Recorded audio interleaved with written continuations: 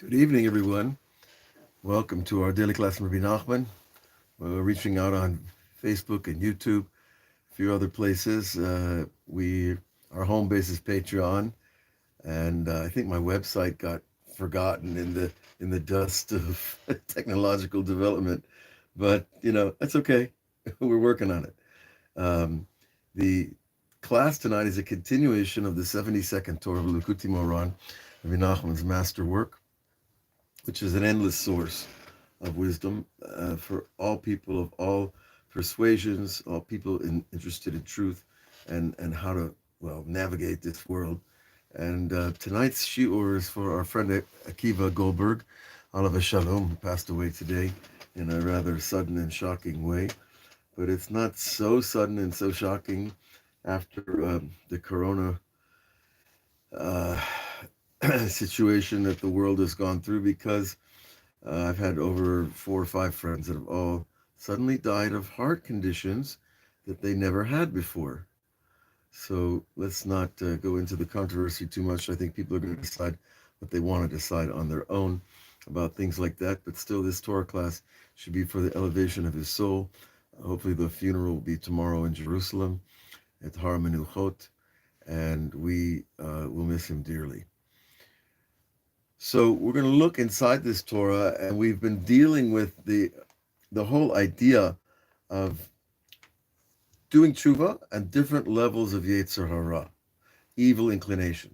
The evil inclination can be very, very thick, material type of impulses in a person's soul, or it can be very refined, dak, as they call it in Hebrew, thin impulses of a person's, shall we say, counter intuitive, the thing that you shouldn't do.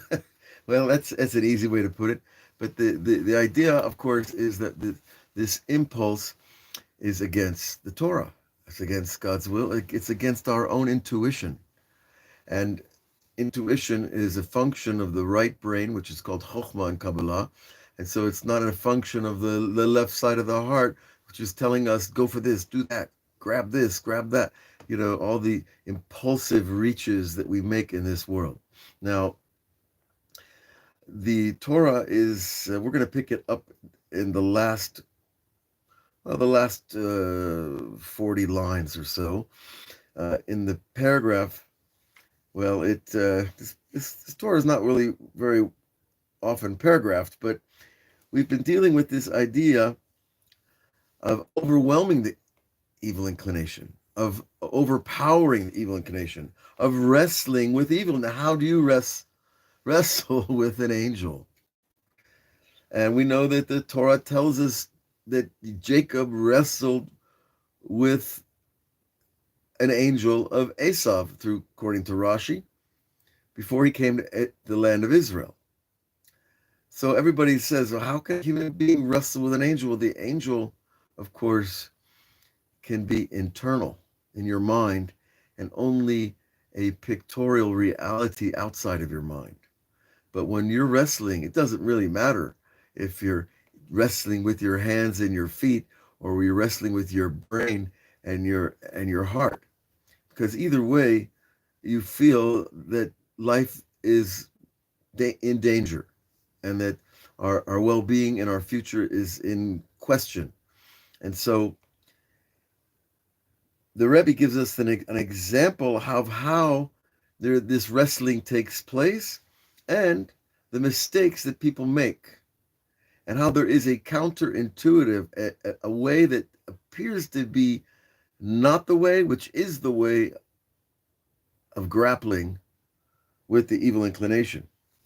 Ki ze teva sugula shel elu yitzarim ra'im amo mezoamim. This is a special tool that the lowly level evil inclination uses against us. Kol ma sherotzim litgaber al elu hamakshevot. The more we want to overcome the negative thoughts, yoter v'yoter hem mitgabrim, the more they're empowered. So what the book doesn't tell you on the inside is that it's getting its empowerment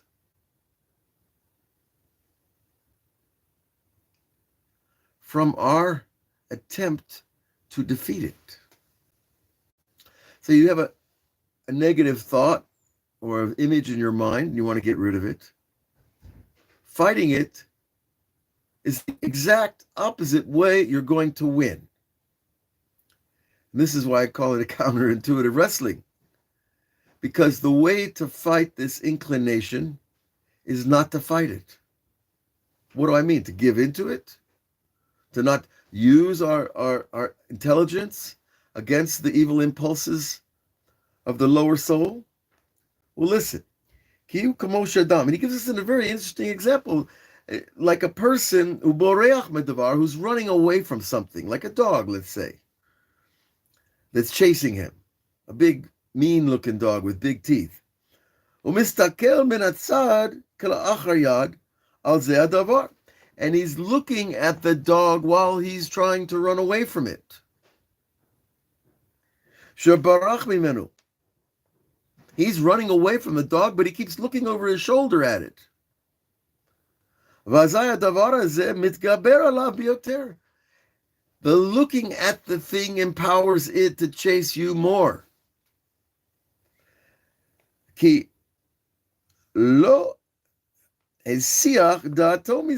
the person himself has not taken away his mind from that dog that's chasing him.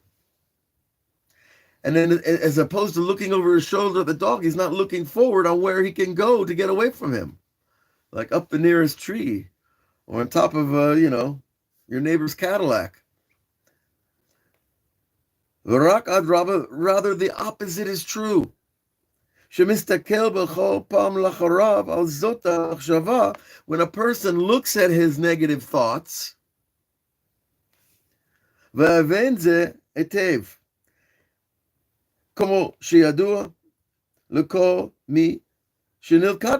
as anyone who's been caught in this trap knows, if you put your energy into the thing that's after you, you give it more energy. Meaning, if you don't put your energy into it, it has less energy to try to attack you. So when the negative thought comes, a negative thought about yourself, a negative thought about your talent, your ability, your purpose, your goal, your faith, whatever negative thought you get, I don't want to dwell on it because that gives it more power. Now, if this negative thought is trying to teach me something, then I still don't have to pay attention. I don't have to over dwell on the item. Let's say you're going to a job interview and you're afraid. Okay, so I don't want to focus on my fear of the job interview. I want to focus on not being afraid and finding all the reasons not to be afraid. And talking to myself in a positive way.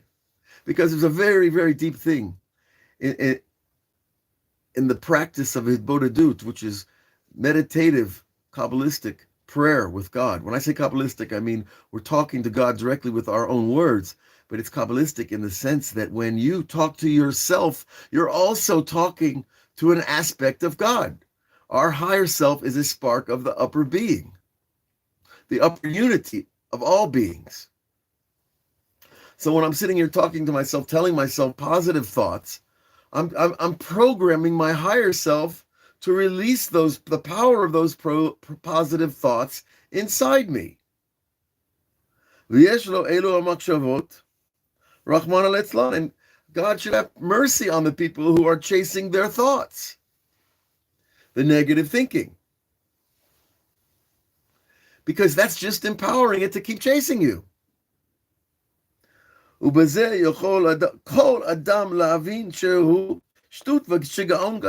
every person can understand this is a great foolishness and craziness. And this is only coming from the part of his blood that is yet impure, the part of the blood that is still, it's not simply too much fat or too much iron or too many, carbohydrates. No, it's the part of the ego that's in the blood. And this achirat adamim bilbul ashtut v'shigaon And these confusions of the mind and this impurity, ki ze yadua l'kol, it's known to everyone. Shavodah zara ein ba mamash. Everybody knows that if you bowing down to a statue is the silliest thing you could do, that it's not going to cause any change in the external or internal world, except upset God that one of His beautiful creations has decided to bow down to something besides the truth. Nevertheless, but still, it is very difficult for a person to remove his thoughts from those things that he's worshipped. Because nowadays, people don't usually run off to the Avodah Zarah temple and pay an offering with their yearly wheat crop and get access to the back rooms of the palace where the prostitutes were working. That doesn't happen quite that way nowadays.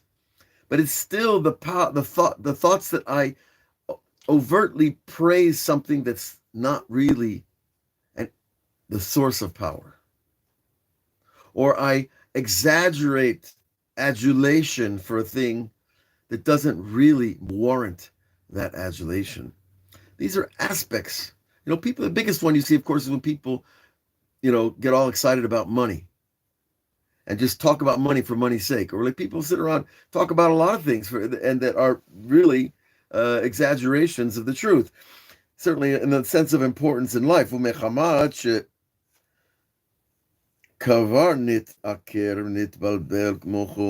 because a person's thoughts have already become confused and his blood is already impure, so too are a person's lustful thinking, like most of the world falls into. Now, and especially when a person sees things with his own eyes, like when a woman appears in front of a man that he wasn't looking to see, and all of a sudden there she is, and he's suddenly staring. And men do it all the time. I imagine women do it too a little bit. But when a person wants to be kosher, wants to be a good person, he wants to be loyal and pure, he doesn't want these kind of thoughts. And so he shakes his head and he swings back and forth and he raises his hands and screams and does all kinds of ecstatic movement to try to shake off those thoughts. And the thoughts get more and more empowered from his efforts, because this is not the way God designed us to be. See, God designed us to be like princes, like princesses, like people who don't get impressed by silly things like, all the things that the world chases, which are aspects of fallen idols. And a person who has some knowledge and awareness, it's a foolish, stupid thing to think about paying homage to statues, and that's whether statues in bikinis or not. And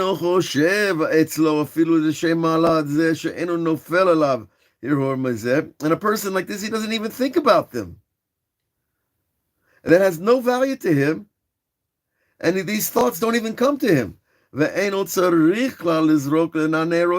he doesn't need to shake his head and throw, and shake his hands and try to shake them off. Because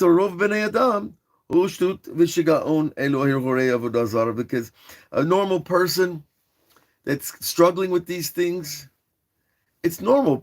Millions of people deal with this every moment of every day. They're obsessed with a thought of a person or a thing, and it becomes the object of their obsession, and they give it more and more power as they give it more attention. But a person with a little bit of knowledge, a little bit of awareness, a little bit of spiritual intuition is this is not doing anything. This is not helping me.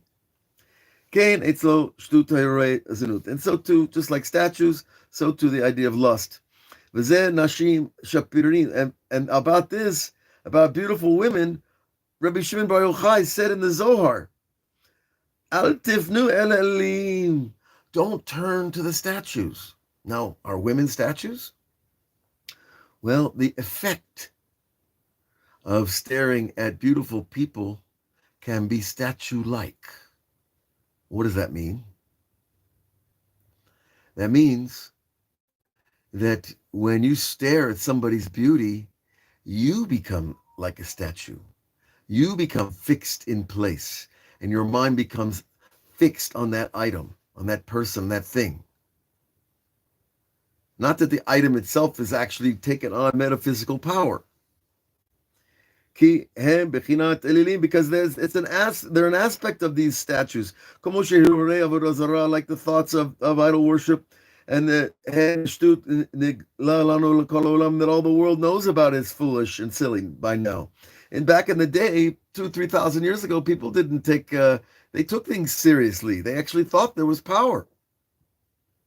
I think it was self-induced. And God forbid to say that there is no fixing for this. God forbid.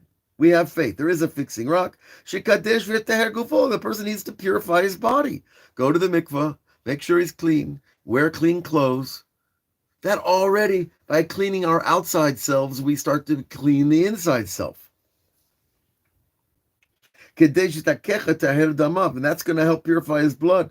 Like going for a nice run. Sweating also helps purify the blood. It should go to a truly wise person. And he will show him the path of return. Darkei Ahochma, which is the path of wisdom, etzot nechonot al kol davar, and he will give him the good, right advice for all these things. And then his uncircumcised heart will be subdued. Uncircumcised meaning it hasn't felt the knife of humbling the ego.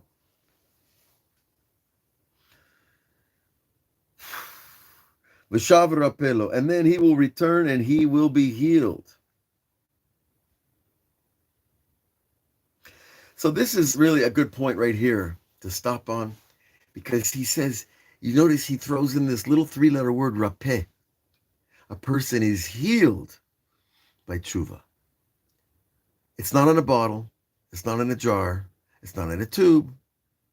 It's not in a syringe. It's in your heart and in your words and in your relationship to your Creator. And the healing is going to come direct if you have faith in what these great people are telling us. And who am I to question them? So you see, tshuva is behind the healing. Tshuva opens the gates to get the power to make the whole system work. To pass God's light through us is the best healing you can ever get. And it's going to heal us from these thoughts that drive us crazy. And I think there's enough evidence about thoughts driving people crazy out there in the news not to debate that too much. But we see that, this idea of the wrestling is the whole wrestling is not to wrestle. The whole fight is not to fight. The whole struggle is to be wise and understand the thoughts that are passing through you are only there to take your mind off the road. And the road, of course, is to renew and return and strengthen our connection to Hashem through tshuva by saying, Hashem, I'm sorry, I want to do better. And help me, show me, and guide me, and praying in this way, simple words in your heart, whatever your language is, He's going to bring you back. When His light flows through, you will be happy and you will be healed. Might take one time, might take 5 minutes, might take 5 years. Depends on your tshuva. It depends on your sincerity. It depends on your willingness to go the distance. So I bless all of us with that tshuva, and that Akiva Goldberg's soul should rest in the highest places of heaven, in the merit of Rabbi Nachman and all the holy books that he studied. And his wife and his daughter should be comforted with all the other mourners in Zion and Yerushalayim. So God bless you all. We'll see you again to happier times. But there's always another Torah to support us and guide us and illuminate us with the real path. It's right here. And we're going to be here to the end of time if it takes it. Who cares how long it takes? Let's just do the job. All the best. We'll talk to you soon.